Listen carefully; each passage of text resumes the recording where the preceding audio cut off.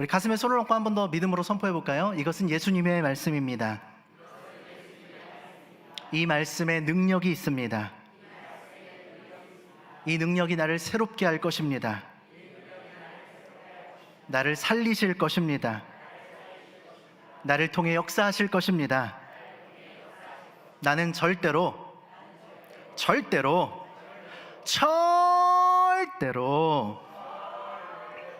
이전과 같지 않을 것입니다. 예수님의 이름으로 기도합니다. 아멘. 할렐루야.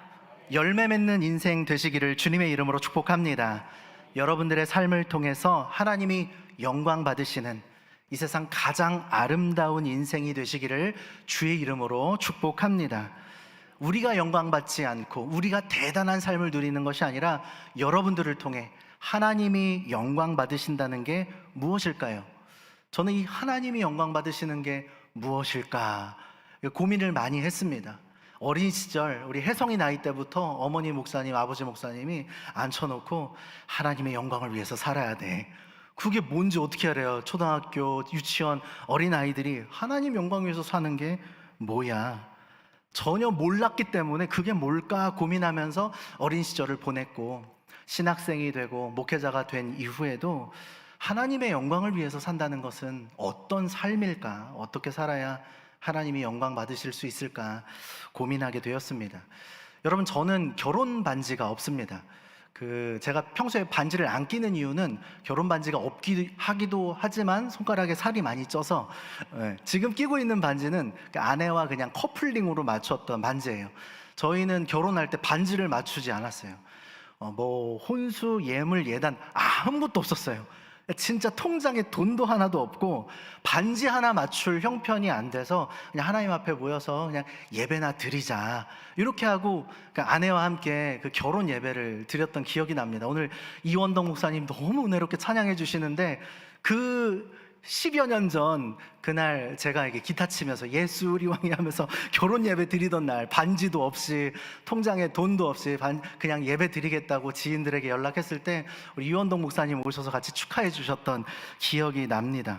신혼집도 없었고 말씀드렸다시피 통장에 돈도 하나도 없어서 신랑 입장할 때 통장에 잔고가 없으니까 그 예식장은 무료로 빌렸지만 오늘 하객들, 그 수백 명의 하객들 밥값을 내야 되잖아요. 어쨌든 이거 밥값 낼 수 있을까? 친구들이 와서 축의금 내주겠지? 하는 그 불안한 마음으로 신랑 입장을 했던 날이 기억이 납니다.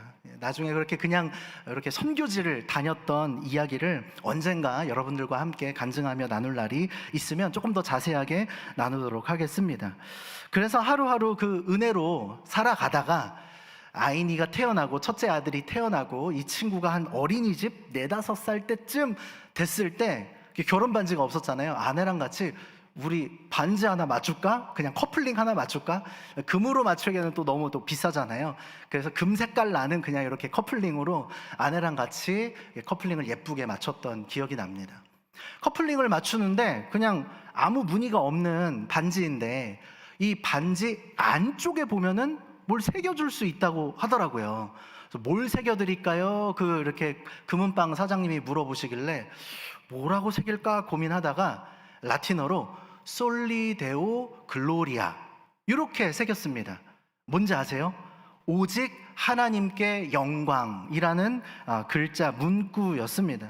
그래서 이 반지의 안쪽에 보면 솔리 데오 글로리아라고 보이지는 않지만 내부에 그렇게 기록되어져 있습니다. 그래서 이 반지를 맞추면서 커플링을 아내와 함께 맞추면서 그때 저희 첫째 아들 아이니가 왜 자기들만 반지 맞추냐고 막 펑펑 울면서 자기도 반지 해달라고 막 그렇게 쫄랐던 어린이집 시절의 기억이 납니다. 그래서 부족하지만 연약한 죄인들이지만 이 반지를 맞추면서 어떻게 하면 우리 부부가 또 우리 가족이 또 목회자로 사는 날 동안에 한 명의 목회자 이전에 한 명의 성도로 그리스도인으로서 사는 동안에 어떻게 하면 솔리데오 글로리아 이 우리 삶의 슬로건처럼 하나님께 영광 돌리는 삶이 될 수 있을까 아내와 함께 고민했던 날이 있었습니다. 여러분, 영광이라는 게 무엇입니까? 영광은 누군가로부터 어떤 뭐 그게 내가 될 수도 있고요, 하나님이 될 수도 있고요. 누군가로부터 칭찬과 존귀와 영예를 얻는 것을 영광받는다라고 이야기합니다. 사람들로부터, 많은 이들로부터 칭송과 찬미를 받을 때 영광받는다. 이 칭송과 찬미를 우리가 받을 수도 있고요, 우리를 통해서 하나님이 받게끔 하는 삶을 살아갈 수도 있습니다. 영광받는다는 것은 그 존재의 이름이 높아지는 것을 의미합니다. 영광받는다는 것은 그 존재의 가치가 많은 사람들에게 인정되고 높은 가치임을, 적당한 가치가 아니라 최고의 가치임을 모든 이가 인정할 때 우리는 영광받는다라고 고백할 수 있습니다. 여러분, 인간의 창조 목적이 무엇입니까? 하나님이 여러분들을 창조하신 이유가 무엇입니까? 우리를 성도로 부르신 이유가 무엇입니까? 수많은 우리의 사명들이 있겠지만 우리가 존재하는 창조의 그 제1 목적은 우리의 삶을 통해서 하나님이 영광 받으시는 것임을 믿으시기 바랍니다. 우리가 영광 받는 순간들이 있어요. 언제 우리가 영광을 받죠? 첫 번째, 우리가 뭔가 대단한 업적을 이루어냈을 때, 세상에서 소위 말하는 성공했을 때, 그게 좋은 학벌을 얻을 때도 있고, 뭐 높은 연봉을 얻을 때도 있고, 뭐 어디 가서 금메달 따오는 그런 성과일 수도 있고요. 내가 뭔가 대단한 업적을 이뤘을 때 우리는 영광의 자리로 나아갑니다. 또 내가 누군가에게 도움을 줄 수 있는 어떤 의미 있는 사람이 되었을 때 우리는 스스로 만족해하며 또 누군가에게 인정과 사랑을 받는 영광의 자리로 나아가게 됩니다. 혹은 내가 뭐 대단한 걸 한 건 아닌데 내 아주 가까운 사랑하는 내 지인이나 나와 친밀한 관계를 맺고 있는, 나는 뭐 한 거 없어요, 나와 가까이 있는 누군가가 엄청난 일을 하거나 엄청난 자리에 올라갔을 때 우리는 그 관계 때문에 덩달아 영광을 얻게 됩니다. 뭐 내가 아는 아저씨가, 나랑 친한 아저씨가 대통령이 된다거나 UN 사무총장이 된다거나 나랑 친한 혹은 내 가족이 어떤 엄청난 업적을 이루었을 때 우리가 한 건 아무것도 없지만 그 관계 때문에 우리가 영광을 받게 되죠.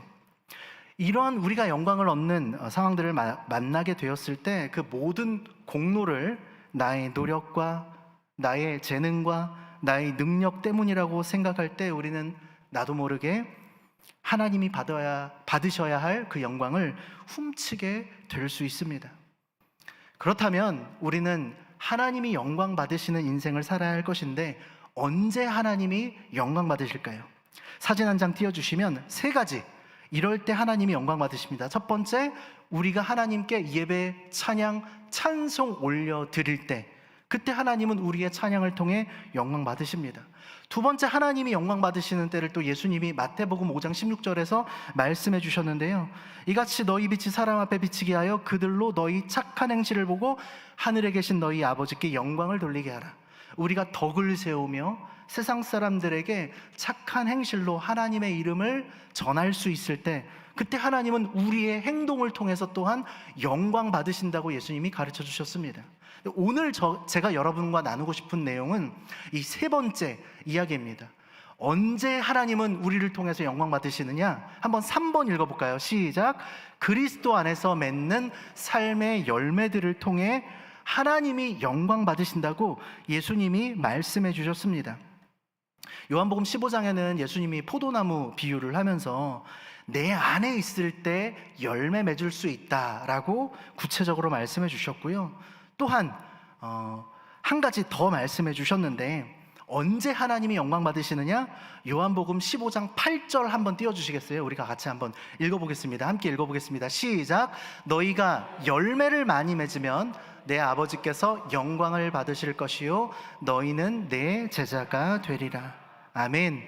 언제 하나님이 영광 받으신다고요? 첫 번째는 우리가 찬양하고 예배할 때, 두 번째는 우리가 착한 행실로 덕을 세우며 하나님을 존귀하게 할 때, 세상 가운데에서, 세 번째는 우리가 많은 열매를 맺을 때에 하나님이 영광 받으신다고 요한복음 15장 8절을 통해 예수님이 우리에게 가르쳐 주셨습니다.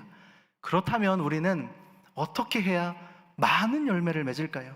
그냥 열매를 맺는 것이 아니라 많은 열매를 맺는 방법에 대해서 오늘 우리가 읽은 오늘의 본문 요한복음 12장 24절 예수님이 가르쳐 주신 이 비밀을 함께 묵상하며 세 가지 열매 많이 맺는 비결에 대해서 함께 묵상하고 또 말씀 붙들고 기도하기 원합니다.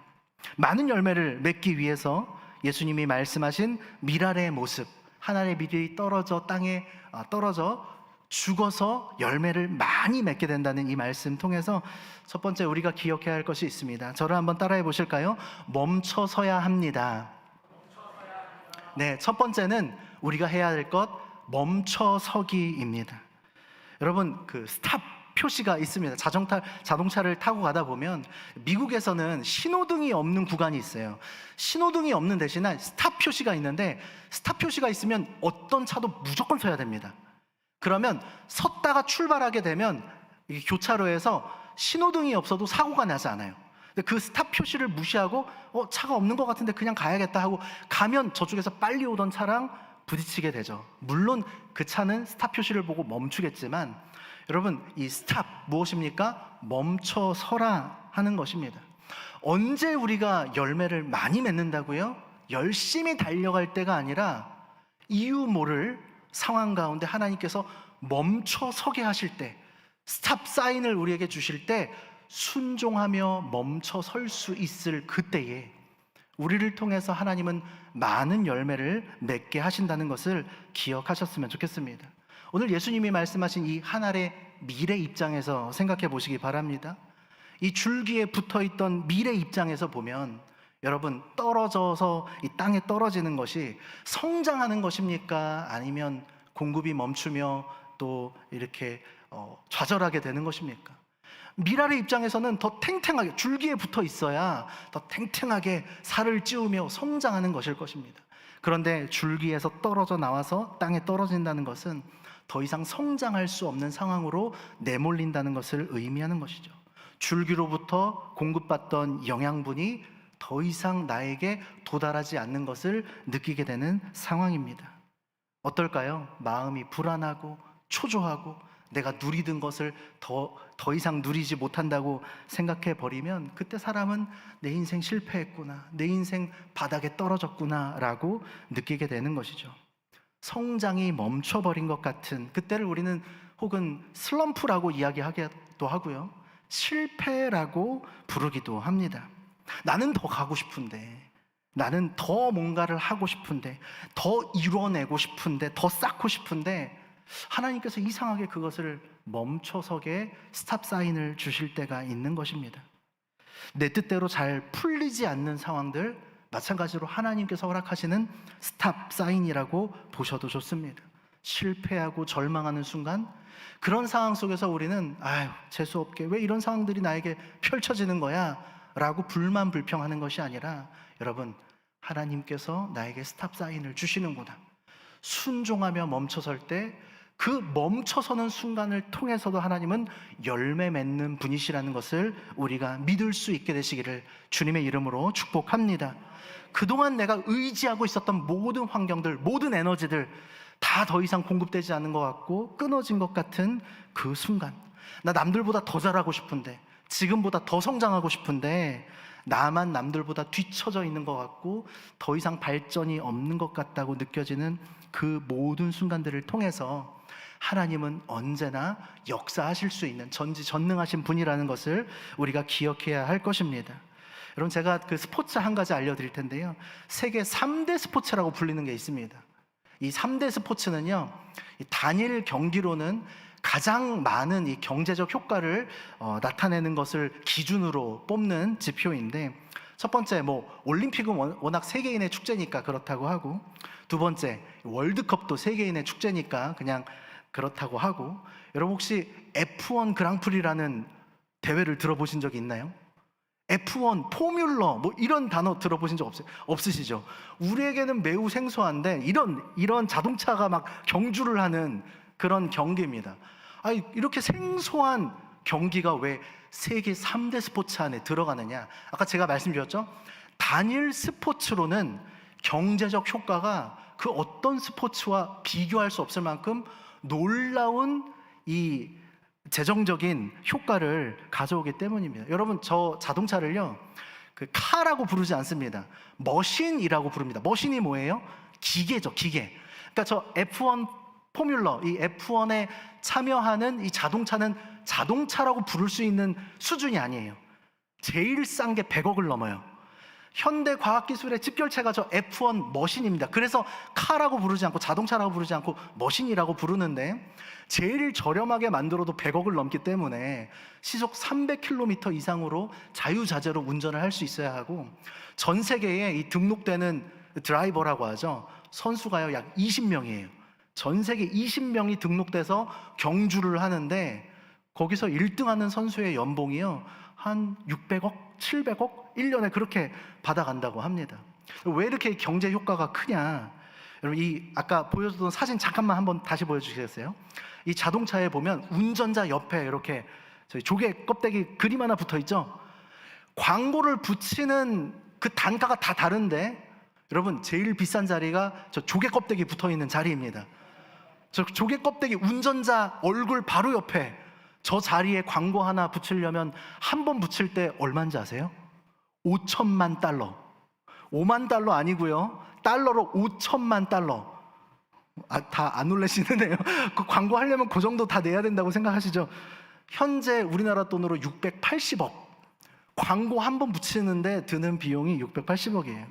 그래서 이 경제적 효과가 어마어마하기 때문에 이 F1 그랑프리를 세계 3대 스포츠라고 그렇게 부릅니다. 근데 이게 비용이 중요한 게 아니라, 이 경기를 보다 보면요 재미있는 장면을 우리가 발견하게 돼요. 수십 바퀴 레이스를 돕니다. 시속 300km 넘는 스피드를 가지고 이 머신들이 피픽피픽 막 하면서 엄청난, 이거 돌리는데도요 여러분 이 드라이버가 엄청난 압력을 이겨내고 해야 되기 때문에 인류 최강의 몸뚱이를 가진 사람만이 이 운전자가 될 수 있어요. 보통 사람은 운전대를 돌리지도 못해요. 시속 300km의 속도로 이거를 못하는데, 아무튼 그런 이 스포츠에서 재밌는 장면이 있는데, 1등으로 가던 자동차가 갑자기 쪼로록 정비소로 들어갑니다. 이것을 전문 용어로 피트인 혹은 피트스탑이라고 합니다. 아니 1등으로 달리다가도 자기 정비소가 있잖아요. 정비소로 쪼로록 들어가요. 그럼 당연히 뒤에 오던 차들이 앞질러 가겠죠. 이 사람들이 더 치고 나간단 말이에요. 그럼에도 불구하고 모든 F1 머신들은 경기 중에 반드시 피트인, 이 정비소에 들어가서 멈춰서는 시간을 갖습니다. 이 멈춰서지 않고 완주할 수 있는 F1 머신은 존재하지 않고요. 왜냐하면 연료도 채워야 되고, 드라이버 상태도 이 몇십 바퀴를 도는 거기 때문에 드라이버 상태도 체크해야 되고, 이 바퀴 휠 얼라인먼트가 잘 고정되어 있는지 방향도 잘 체크해야 되고요. 연료도 채우고 바퀴도 탄 거 다 갈고, 이 과정을 한 3초 이내에 다 진행한다고 합니다. 여러분, 우리 인생에도요 더 열심히 달리고 싶은데 하나님께서 스탑, 잠깐 일로 와봐, 멈췄다가 가 라고 부르시는 것 같은 인생의 피트인, 피트스탑 같은 시간들이 있습니다. 여러분, 그런 멈춰서게 하시는 순간 가운데 나 실패했어, 나 더 하고 싶은데, 좌절이라고 생각하지 마시고 슬럼프라고 생각하지 마시고 반드시 그 피트인, 피트스탑에 들어가서 해야 될 것이 있습니다. 연료를 보충해야 되고, 방향을 제대로 잘 잡아야 하고, 지금 내 상태를 잘 점검해야 하고, 그리고 나서 다시 잘 출발할 수 있을 때 그 F1 머신이 또 우승을 향해서 열심히 달려가게 되는 것입니다. 때로는 우리의 삶에 세상으로부터 공급받던 에너지들이 모두 다 중단되는 것 같은 시간을 겪게 될 수도 있습니다. 나는 더 달리고 싶은데 하나님이 잠깐 멈췄다 가라고 우리를 부르시는 때가 있을 것입니다. 중요한 것, 아무도 멈추지 않고 계속 달릴 수 있는 인생은 없어요. 누구라도 하나님께서 멈춰서게 하는 순간 가운데 순종할 수 있는 결단이 우리 가운데 있어야 할 줄로 믿습니다. 그리고 하나님께서 우리 인생을 부르시고 잠시 멈춰서게 하실 때, 때로는 그것이 실패처럼 느껴지고 좌절이라고 절망이라고 느껴질지라도 그냥 넋놓고 있으면 안 돼요. 그때 반드시 해야 할 것을 우리는 해야 합니다. 내 인생의 방향은 올바로 서 있나? 내 인생의 에너지는 세상의 것이었나? 성령의 충만함이었나? 나의 영적 상태는 지금 괜찮은가? 나는 더 달릴, 하나님과 함께 달려갈 준비가 되어 있나? 인생의 타이어도 점검하시고 인생의 연료가 무엇이었는지 다시 점검해 보시면서 하나님께 순종하며 그 시간을 보낼 수 있을 때 머지않아 부릉부릉 멋진 엔진 소리를 내며 주님이 여러분들을 또다시 달리게 하는 순간이 오게 될 것입니다. 사랑하는 여러분, 주님의 뜻이 아니면 가지 않는 것이 하나님 앞에서 성공인 줄로 믿으시기 바랍니다.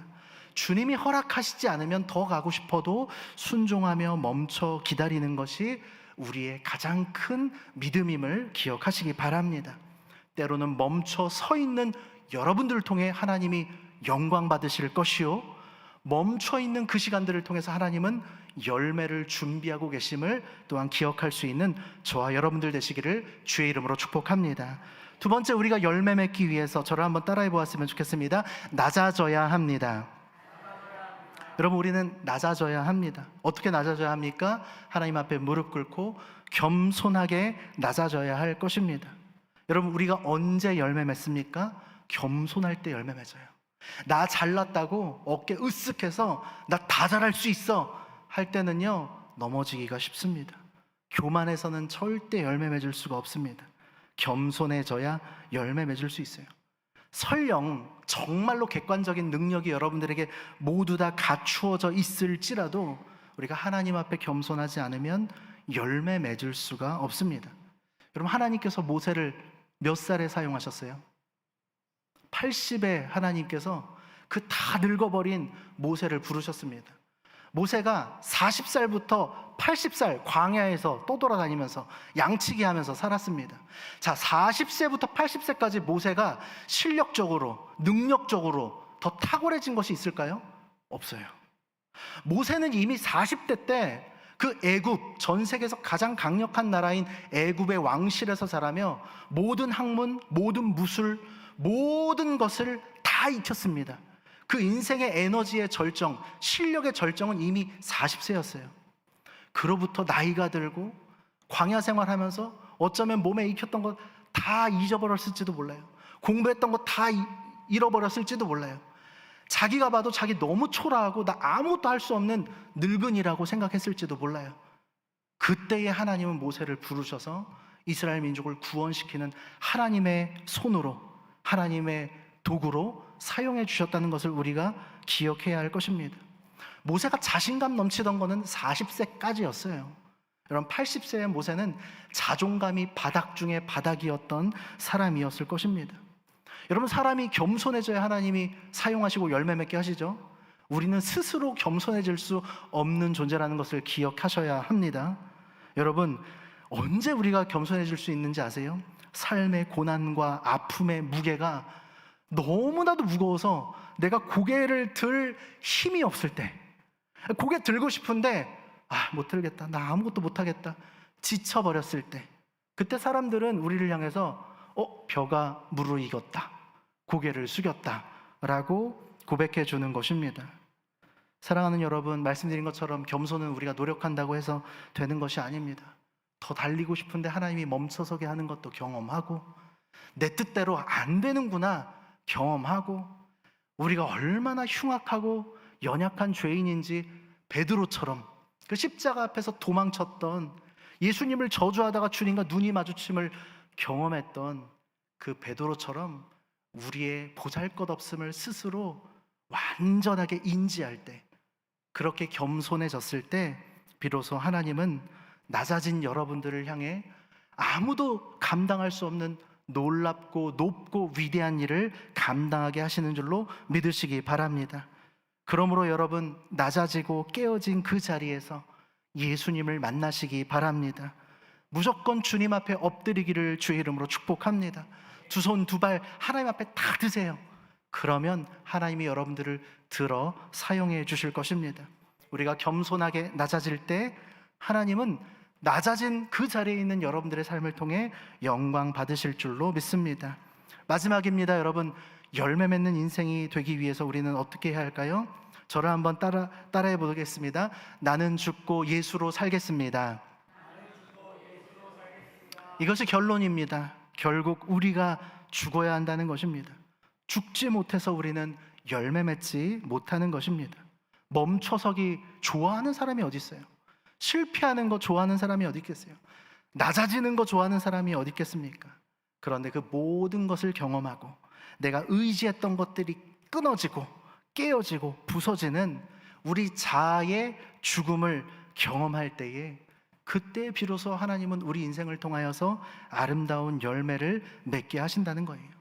우리의 죄된 자아가 쇠하여지고 죽을 때에, 그때에 하나님은 여러분들을 통해서 생명의 열매, 하나님이 영광 받으시는 놀라운 열매를 맺게 하신다는 것을 기억하셨으면 좋겠습니다. 우리 갈라디아서 2장 20절 우리 한번 같이 고백해 보았으면 좋겠습니다. 한 목소리로 고백하겠습니다. 시작. 내가 그리스도와 함께 십자가에 못 박혔나니 그런즉 이제는 내가 사는 것이 아니요 오직 내 안에 그리스도께서 사시는 것이라. 이제 내가 육체 가운데 사는 것은 나를 사랑하사 나를 위하여 자기 자신을 버리신 하나님의 아들을 믿는 믿음 안에서 사는 것이라. 아멘. 여러분, 오늘 예수님이 말씀하신 이 미랄은 예수님 자신을 가리킨 것이었습니다.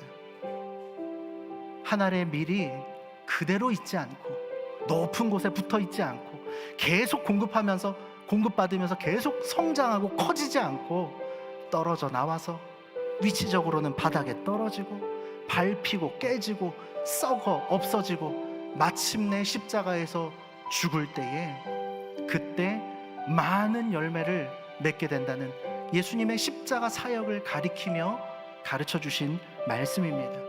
사랑하는 여러분, 우리는 예수 그리스도를 따라가는 인생들입니다.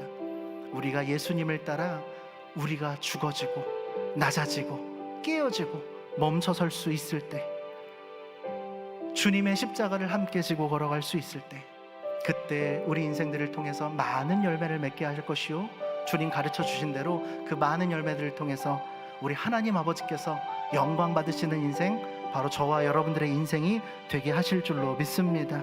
나는 죽고 예수로 사는 것, 이것을 예수님은 믿음이라고 우리에게 말씀하십니다.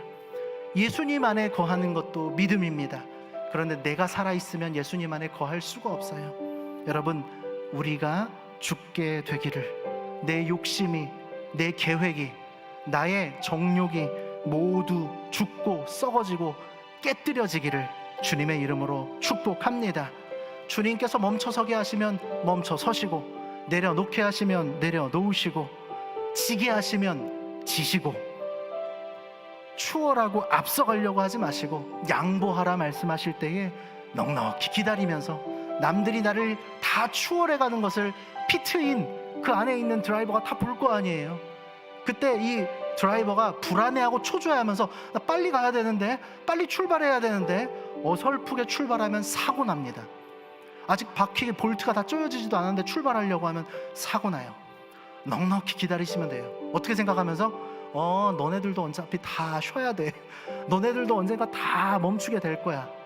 그 멈춰서게 하신 그 순간 주님이 옆에 함께 계시다는 것을 여러분 기억하시면서 주님 앞에서 겸손히 때를 기다리며 주님과 함께 걸어갈 때에, 하나님의 때에 하나님의 방법으로 여러분들의 삶을 통해 우리 하나님 영광 받으시는 인생으로 여러분들 인도하여 주실 줄로 믿습니다. 그렇게 하나님과 동행하며 주님의 영광되는 아름다운 인생, 여러분들의 가정, 특별히 우리 사랑하는 다음 세대들의 삶이 되기를 간절히 소원합니다. 하늘의 미랄이 되신 예수님처럼 우리도 그렇게 살며 열매 맺는 인생 되게 하여 주시옵소서. 이런 간절한 기도의 소원들, 제목들 가지고 우리 꽃들도라는 찬양 같이 부르도록 하겠습니다.